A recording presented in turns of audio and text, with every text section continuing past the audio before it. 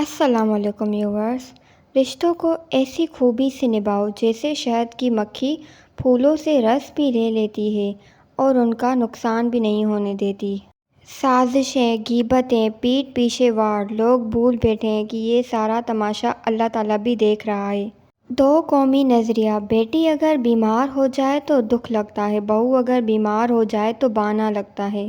جھوٹی شان کے پرندے ہی زیادہ پھڑپھڑاتے ہیں، خاندانی بازوں کی اڑان میں کبھی آواز نہیں ہوتی۔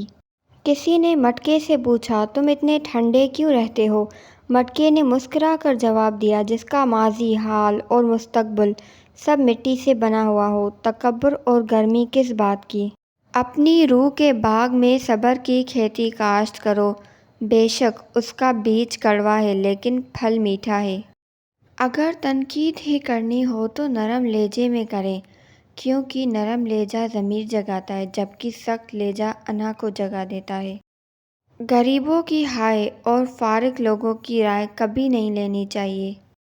کسی کی پہچان علم سے نہیں ہوتی بلکہ ادب سے ہوتی ہے، کیونکہ علم تو ابلیس کے پاس بھی بہت تھا لیکن ادب سے وہ محروم تھا۔ زندگی گزر گئی سب کو خوش کرنے میں، جو خوش ہوئے وہ اپنے نہ تھے اور جو اپنے تھے وہ کبھی خوش نہ ہوئے۔ دوست بنانے سے پہلے کبھی کسی کے چہرے کو مت دیکھ بلکہ اس کے اخلاق اور چاہت کو دیکھ، کیونکہ اگر سفید رنگ میں وفا ہوتی تو نمک زخموں کی دوا ہوتی۔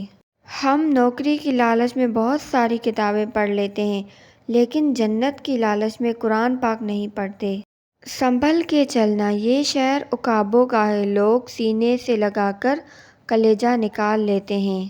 اگر کسی کا آنسو تمہاری وجہ سے گر گیا تو روز محشر اس کے قرض دار بن جاؤ گے۔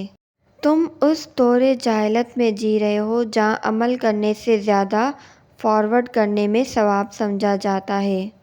جو دو گے وہی لوٹ کے آئے گا، چاہے عزت ہو یا دھوکہ۔ منافق لوگوں سے سنبھل کر رہیں، یہ پہلے تو آپ سے رو رو کر دکھ پوچھیں گے، پھر ہنس ہنس کے لوگوں کو بتائیں گے۔ انسان سخت مزاج تب بنتا ہے جب اس کے نرم مزاج کا بہت سے لوگ ناجائز فائدہ اٹھا چکے ہوں۔ نفرتوں کے شہر میں چالاکیوں کے ڈیرے ہیں، یہاں وہ لوگ رہتے ہیں جو تیرے منہ پر تیرے اور میرے منہ پر میرے ہیں۔ تنقید، طنز، فقرے بازی سے حوصلہ نہ ہارو، شوہر کھلاڑی نہیں تماشائی کرتے ہیں۔